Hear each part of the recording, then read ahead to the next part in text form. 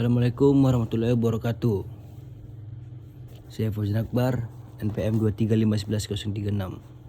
Saya akan membacakan yang bab ke-6, desentralisasi akuntansi pertanggungjawaban. Akuntansi pertanggungjawaban. Akuntansi pertanggungjawaban adalah suatu sistem yang mengukur hasil dari masing-masing pusat pertanggungjawaban berdasarkan informasi yang diperlukan manajer untuk menjalankan divisinya. Jenis-jenis akuntansi pertanggungjawaban: yang pertama pusat biaya, yang kedua pusat pendapatan, yang ketiga pusat laba, yang keempat pusat investasi. Desentralisasi dalam mengelola berbagai akuntansi pertanggungjawaban yang dimilikinya.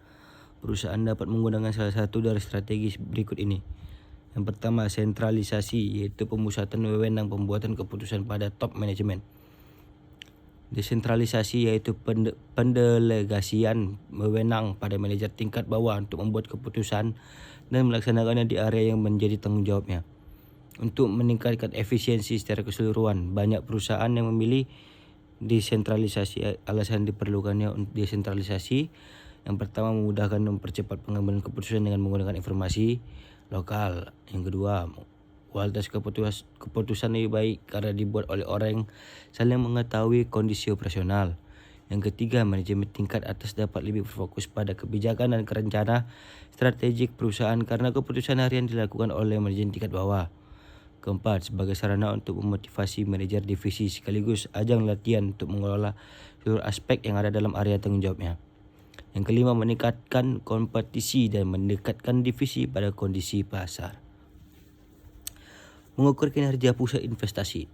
Pusat biaya diukur kinerjanya dengan membandingkan antara biaya aktual dan biaya anggaran. Pusat pendapatan diukur kinerjanya dengan membandingkan antara pendapatan aktual dan pendapatan anggaran.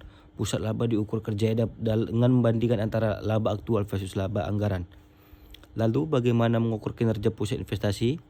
Kinerja pusat investasi tidak boleh diukur hanya dari laba yang diperoleh, tapi juga harus dihubungkan dengan investasi pada pusat tersebut.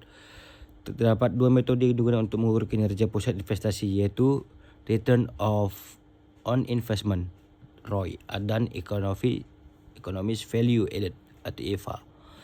Return on Investment merupakan ukuran kinerja pusat investasi yang paling umum digunakan. ROI mengukur laba per rupiah investasi. Karena ROI yang dihitung adalah ROI pusat investasi, maka laba pada rumus di atas adalah pusat investasi dan aset operasi juga aset operasi investasi.